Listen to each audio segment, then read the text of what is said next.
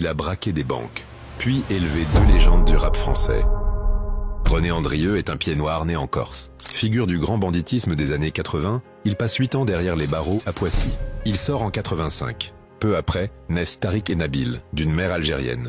Il les élèvera seul. En 94, il fonde l'association Tarteret 2000 pour aider les jeunes. Mais rapidement, il attire un autre genre d'attention. Serge Dassault, milliardaire, chef d'entreprise dans l'aéronautique et l'armement. 3 fois candidat à la mairie de Corbeil-Essonnes. 3 échecs. Alors, il change de stratégie. Il tend la main à René Andrieux, qu'on appelle le maire des Tarterets. Dassault flaire l'opportunité. Avec lui, il peut obtenir les voix du quartier, qui représentent un quart de la ville. Dassault est élu en 95, puis réélu en 2001 et 2008, jusqu'à ce que tout s'écroule. 2009, son élection est invalidée. Il est accusé d'avoir acheté des voix. 2013, une vidéo fuite dans laquelle on entend René et Fatah Ou, anciens boxeurs ayant participé à l'élection de Dassault, parler avec lui. Ils réclament leur dû. Dassault répond « Voyez avec Younes, j'ai tout payé. Je ne peux rien sortir, je suis surveillé par la police. » Younes Bounouara, l'homme de main de Dassault, a reçu 1,7 million. Il garde l'argent. 3 mois plus tard, il ouvre le feu sur René Andrieux et Fatah Ou. Leur voiture est criblée de balles. René s'en sort indemne. Fatah, lui, gardera des séquelles à vie. En 2016, Younes est condamné à 15 ans de réclusion criminelle. Dassault, lui, nie tout. Mais les fils de René, eux, n'oublieront rien.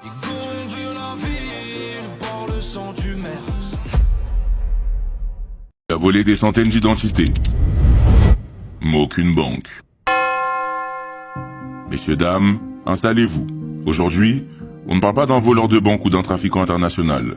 On parle d'un homme qui a volé des identités. Pas pour l'argent, mais pour exister. Frédéric Bourdin, un Français né en 1974.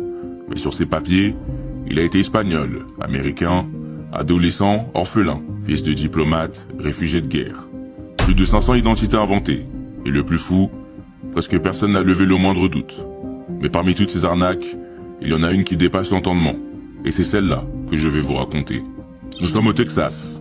En 1997, une famille reçoit un appel. Leur fils, Nicolas Barclay, disparu depuis 3 ans, aurait été retrouvé. Il a été enlevé, dit-on, maltraité, traumatisé. Et là, sur place, dans un centre d'accueil à Linard, un adolescent attend. Frêle, silencieux, capuche sur la tête. Il dit qu'il est Nicolas. Il pleure, il tremble. Il veut juste rentrer chez lui. Alors la famille prend l'avion. Elle le regarde, elle l'écoute. Et elle le reconnaît. Sauf que ce n'est pas Nicolas. C'est Frédéric, un Français de 23 ans. Et Nicolas, lui, n'a jamais été retrouvé.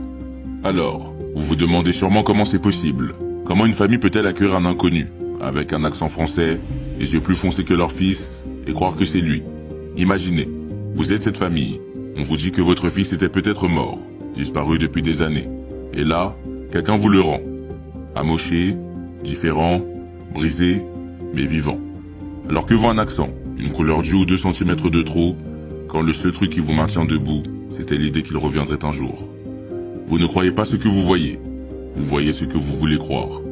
Frédéric est accueilli aux États-Unis, scolarisé, logé. Il passe même à la télévision, et pendant plusieurs mois, il vit comme Nicolas. Il ment aux profs, aux voisins, aux journalistes. Il raconte des tortures imaginaires, et personne ne l'interroge. Mais il y a un hic, un détective privé et un présentateur d'émissions criminelles, eux, trouvent ça louche. Ils examinent les oreilles, les tatouages, les photos d'enfance. Ils comparent, ils questionnent, et la vérité commence à fuiter. Frédéric est arrêté. Il avoue tout, mais ne s'excuse pas. Il dit qu'il a comblé un vide, le leur et le sien. Parce que Frédéric Bourdin, c'est pas juste un escroc. C'est un enfant abandonné, devenu professionnel de l'illusion. Un homme qui s'est inventé 1000 visages, parce qu'il ne supportait pas le sien. Et l'affaire Nicolas dans tout ça. Ce n'était qu'un rôle parmi des centaines. Bourdin a passé sa vie à fuir le vide, en devenant celui que les autres attendaient. Et quand il a été démasqué, il a purgé sa peine, puis il est ressorti. Et il a recommencé, encore plus vite, encore plus loin. Un jour, il s'est fait passer pour un adolescent orphelin. Un autre, pour un enfant disparu à Grenoble. Puis, pour un réfugié syrien. Toujours en errance, toujours à la recherche d'un nouveau costume. Parce que c'est ça, Frédéric Bourdin. Pas un simple menteur, un homme qui se dissout dans le regard des autres. Alors que retenir de cette histoire? Qu'il suffit d'un bon mensonge pour être accepté quelque part? Que parfois, le besoin d'aimer est plus fort que le besoin de comprendre? Ou que dans un monde où tout le monde veut exister, certains finissent par préférer être quelqu'un d'autre. Moi, je ne juge pas. Après tout, je ne fais que raconter l'histoire. Ils voulaient faire la paix. Ils ont organisé un festival. Messieurs, dames, installez-vous.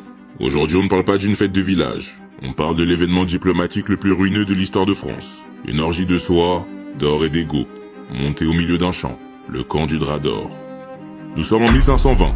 François Ier roi de France, Henri VIII roi d'Angleterre, deux jeunes monarques, puissants, flamboyants et un brin susceptible. En face, un certain Charles Quint, fraîchement élu empereur du Saint-Empire. Il prend un peu trop de place en Europe, et ça agace. Alors François-Henri se disent, si on s'unissait, on pourrait lui tenir tête. Sauf qu'en 1520, l'union passe par les apparences. Et là, l'idée germe. Organiser une rencontre entre deux rois, quelque part entre la France et l'Angleterre. Mais attention, pas un rendez-vous discret dans un château. Non, un sommet diplomatique, dans un champ. Mais pas n'importe lequel. Une plaine entre Guînes, territoire anglais, et Ardres, territoire français. Et pour que personne ne perde la face, chacun recrute 5000 ouvriers. En quelques semaines, on construit des palais de toile, des chapelles portatives, des fontaines de vin. Oui, des fontaines de vin. Imaginez, vous êtes un paysan, vous avez vu des chevaux, des charrettes, et voilà qu'on vous plante une cathédrale en tissu doré sous les yeux. Des tapisseries partout, des tentes recouvertes de véritables draps d'or, des bannières flottant au vent comme si les dieux eux-mêmes venaient dîner. Et au centre, François Ier Henri.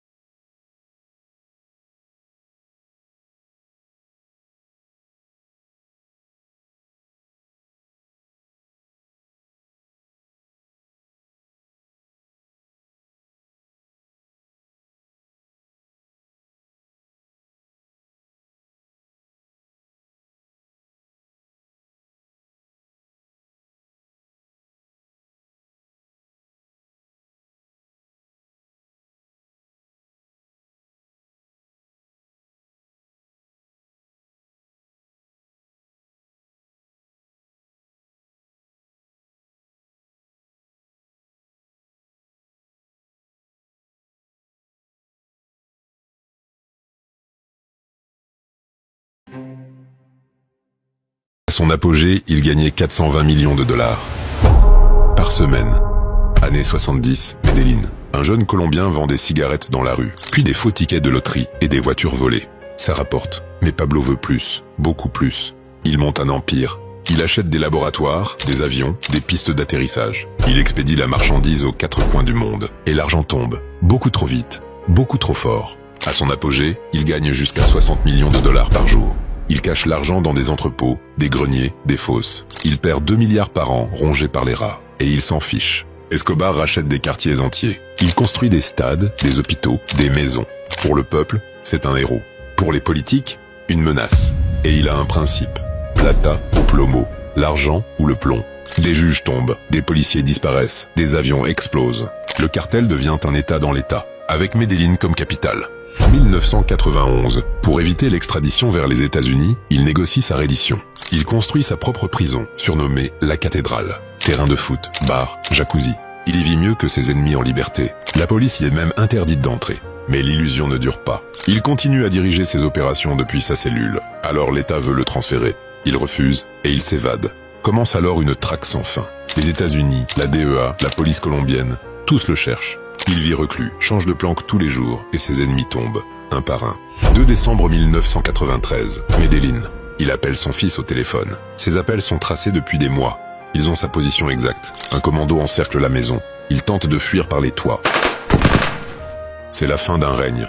Escobar, l'homme le plus riche de Colombie, le plus aimé, le plus haï et le plus dangereux. Il n'a jamais été arrêté. Il a été abattu.